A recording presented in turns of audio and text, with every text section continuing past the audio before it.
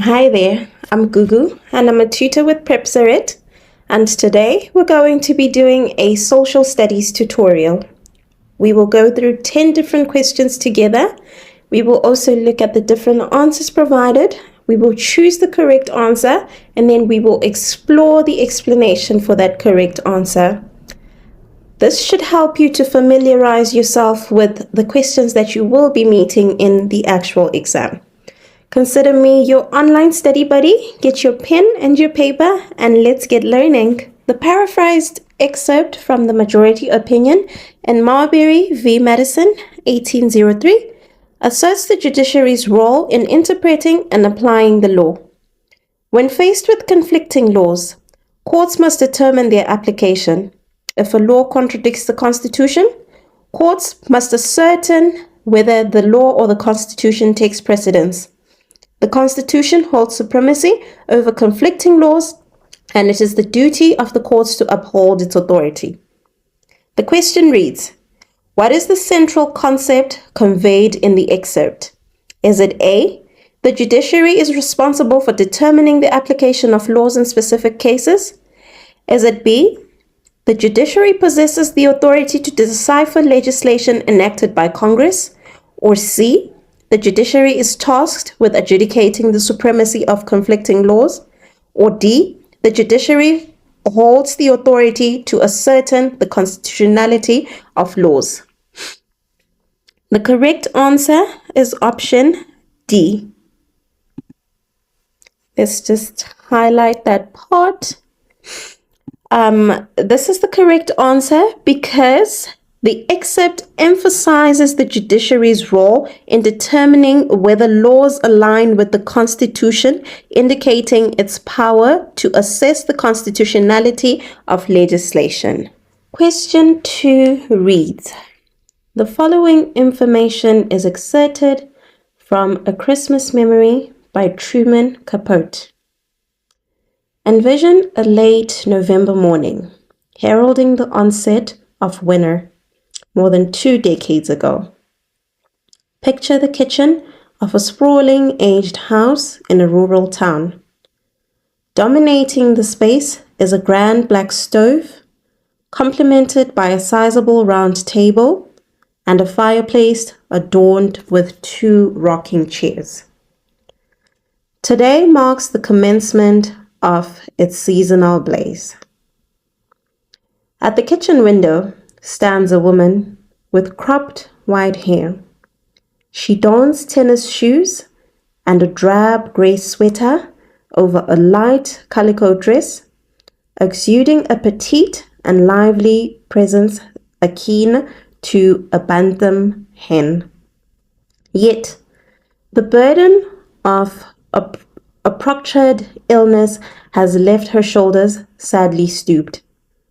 Her countenance is striking, reminiscent of Lincoln's rugged features, weathered by sun and wind, yet possessing a delicate refinement.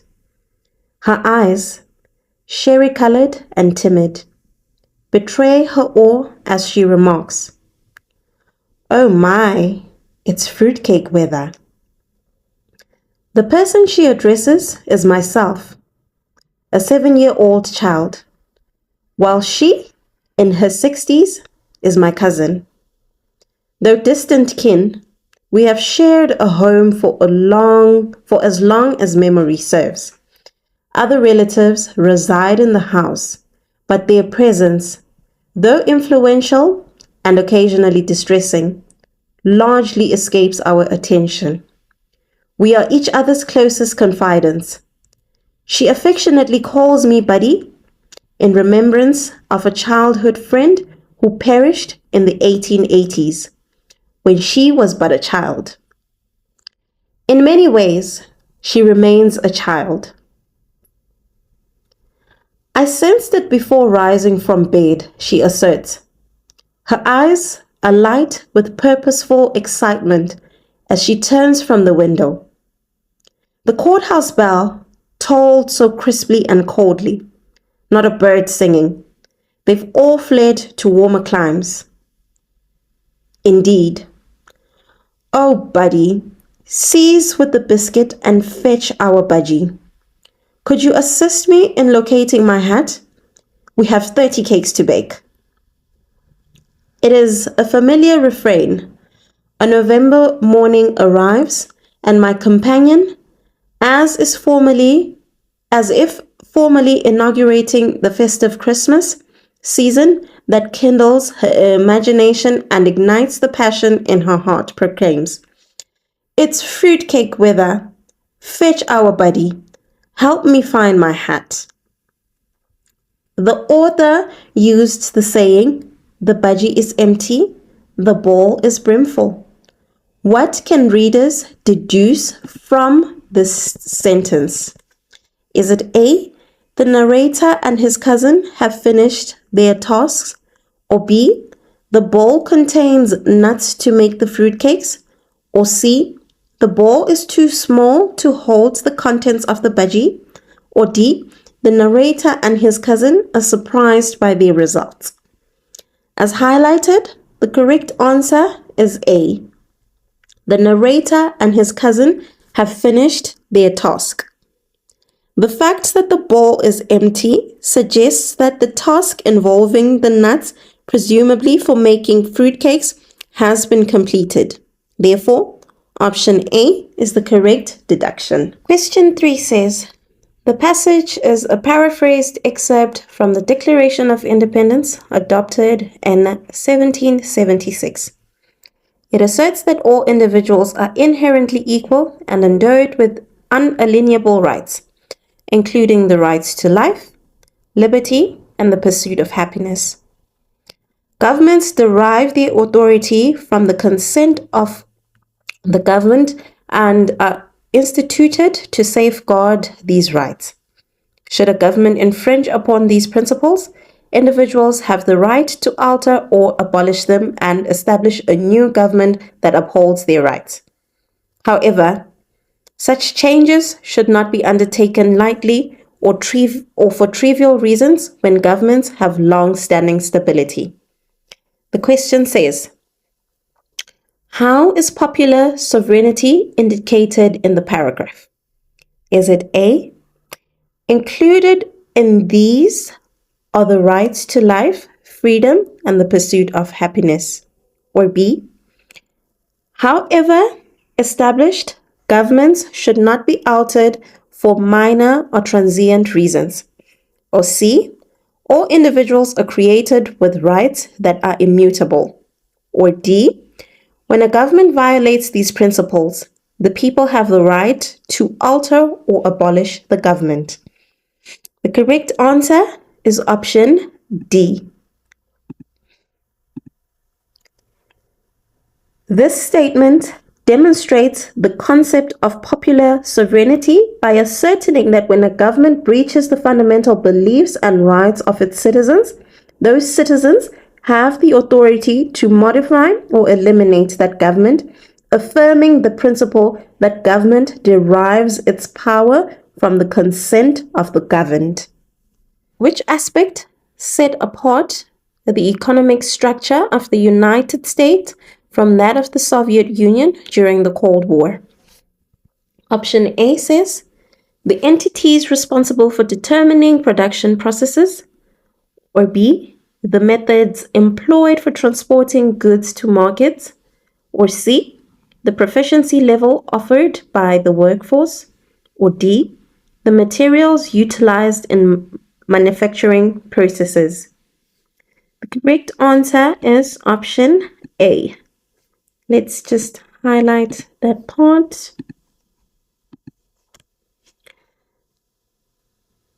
This is the correct answer because during the Cold War, one significant distinction between the economic systems of the United States and the Soviet Union was the decision-making authority regarding production. In the United States, decisions about production were largely made by private businesses operating within a market-oriented economy, where supply and demand dynamics and private ownership played a central role. In contrast, in the Soviet Union, production decisions were predominantly centralized and controlled by the state, with the government dictating what goods would be produced, how much would be produced, and where resources would be allocated. Therefore, option A accurately identifies a key factor that distinguished the economic systems of the two countries during the Cold War. Let's move on to question 5, and it says, the First Amendment, Congress shall make no law respecting an establishment of religion or prohibiting the free exercise thereof, or abridging the freedom of speech, or of recording the press, or the right of the people peaceably to assemble and to petition the government for a redress of grievances. The Sixth Amendment says, in all criminal prosecutions, the accused shall enjoy the right to a speedy and public trial by an impartial jury of the state and district wherein the crime shall have been committed. Eighth Amendment says, excessive bail shall not be required, nor excessive fines imposed, nor cruel and unusual punishments inflicted. The 14th Amendment says, no state shall make or enforce any law which shall abridge the privileges or immunities of citizens of the United States, nor shall any state deprive any person of life, liberty, or property without due process of law. The question then says, a statement that describes the action of the people in the photograph. I'll scroll back so that you can see the picture again, and it says, March on Washington, D.C., August 28, 1963. The answer options that we're given are A, they're utilizing a Sixth Amendment right to secure a fair trial for a jailed associate. Or is it B, they're utilizing a First Amendment right to secure equality under the law? Or is it C, they're utilizing a 14th Amendment right to secure the opportunity to vote in federal elections? Or D, they're utilizing an 8th Amendment right to secure the release of a colleague who was jailed unfairly.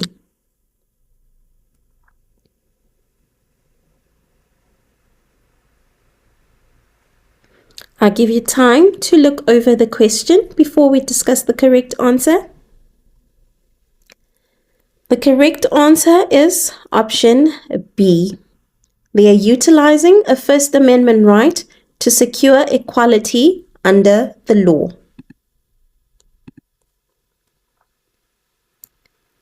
The people in the photograph are utilizing the right and the freedom to assemble and picket peacefully captured in the First Amendment.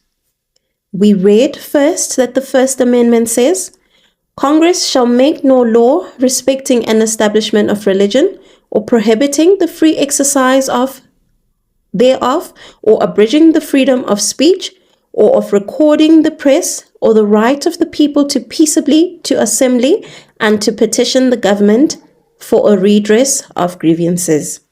Moving right along to question number 6, and it says, Federalist number 51.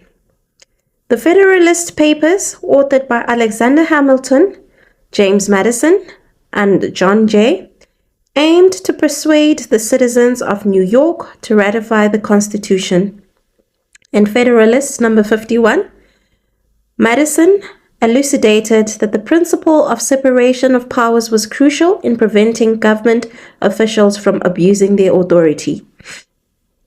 He argued that this separation was indispensable in preventing any single branch of government from accumulating excessive power. The question says, which historical circumstances influenced Madison's perspective?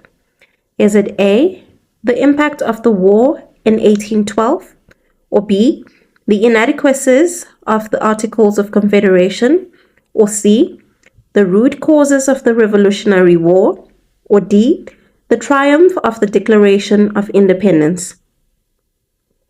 The correct answer is option B.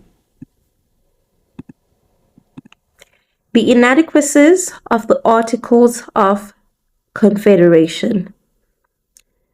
Madison's perspective on separation of powers was undoubtedly influenced by the shortcomings of the Articles of Confederation, the first Constitution of the United States. The Articles of Confederation, ratified in 1781, created a weak central government with limited powers, lacking the ability to enforce laws or regulate commerce effectively. This led to significant issues such as economic instability, inability to settle disputes between the states, and challenges in conducting foreign relations. Madison, along with other founding fathers, recognized these deficiencies during the period of the Articles of Confederation. Their experiences with the weaknesses of the system motivated them to propose a stronger central government under the new constitution, which included a system of checks and balances, separation of powers among the three branches of government, which are legislative, executive, and judicial, and a federalist structure that delineated powers between the federal government and states. Therefore, Madison's advocacy for the separation of powers in Federalist Number 51 was informed by the lessons learned from the failures of the Articles of Confederation. Question 7 says, the following paragraph is derived from Thomas Paine's pamphlet, Common Sense, which was published in 1776. To have a government that belongs to us is our inherent entitlement. Anyone who reflects deeply on matters of human governance will recognize the prudence and safety in establishing a constitution calmly and thoughtfully while we possess the capability to do so, rather than risking the chance and hoping it will arise again in the future. Those who oppose independence are truly mistaken. By leaving the seat of governance vacant, you are essentially inviting never-ending tyranny. In this excerpt, what does seat mean? Is it option A, a foundational part of a physical structure, or B, a chair designated for a spectator, or C, a privilege belonging to a group, or D, a place where administrative authority is concentrated? The correct answer is option D. In this context, seat refers to the central location from which administrative power emanates or is concentrated. The excerpt discusses the importance of establishing a government or a constitution, implying that without such administrative center, there would be a void where governance should be, potentially leading to oppression. This interpretation aligns with option D, which suggests that a seat refers to the place where administrative power is centered. Question 8 says, the following excerpt is a speech by President Franklin Roosevelt on December 8, 1941, the day after the Japanese attack on Pearl Harbor. Yesterday, the United States of America was suddenly and deliberately attacked by naval and air forces of the Empire of Japan. As Commander-in-Chief of the Army and Navy, I have directed that all measures be taken for our defense. Hostilities exist. There is no blinking at the fact that our people, our territory, and our interests are in grave danger. Under the U.S. Constitution, which body has the sole authority to declare war?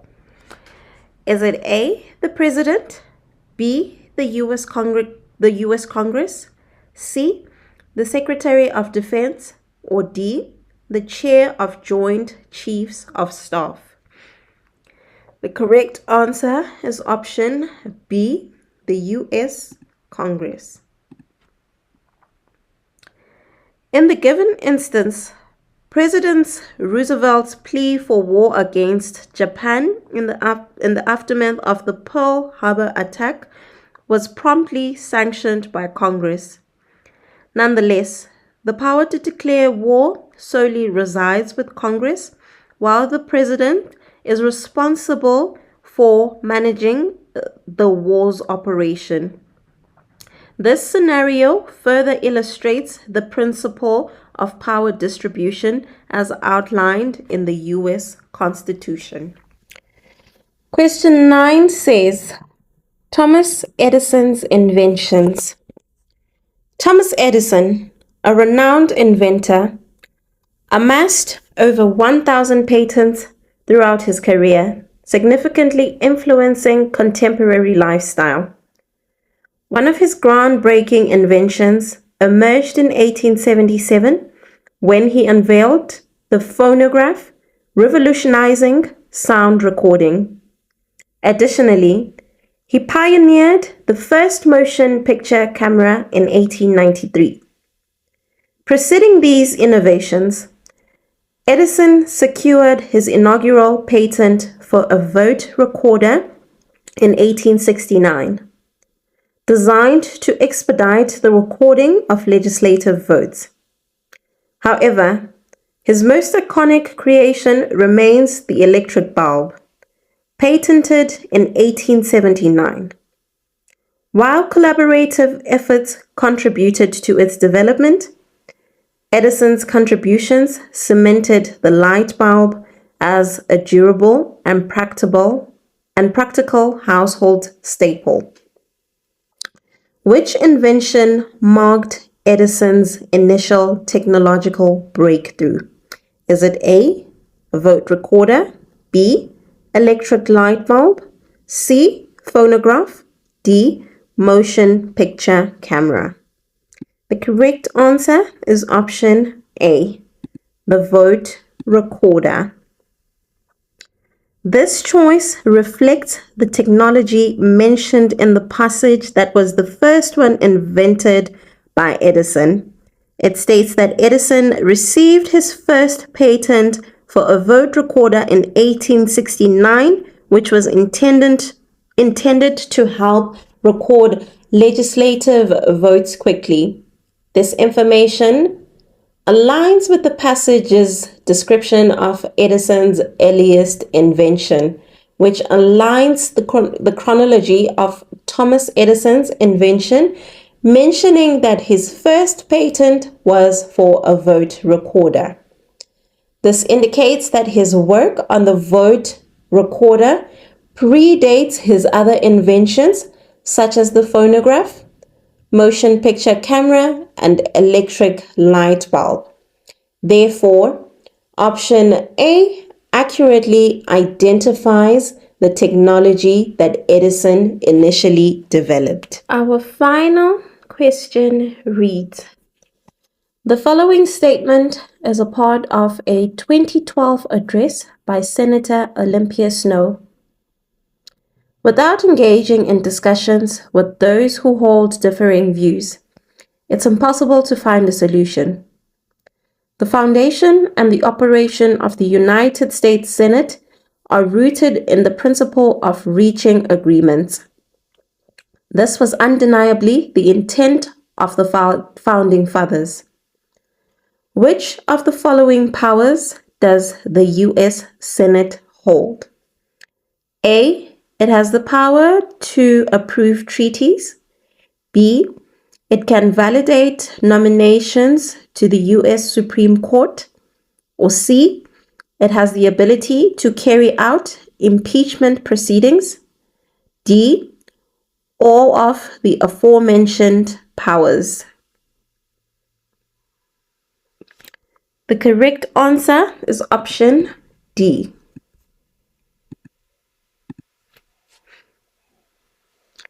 The U.S. Senate possesses the aforementioned authorities: ratifying treaties, necessitates a two-thirds majority, while confirming Supreme Court nominees only requires a simple majority. Although the House of Representatives initiates impeachment proceedings, the Senate is responsible for conducting the trials. The Senate has held impeachment trials for 17 federal officials, including 3 presidents: Andrew Johnson in 1868, Bill Clinton in 1999, and Donald Trump in 2019. This brings us to the end of our tutorial today. I hope you found this tutorial useful. And if you're looking to get more resources to help you to prepare for your exam, please reach us on the contact details on the screen. Thank you so much for joining me. I look forward to being with you next time. Have a great day and happy studying.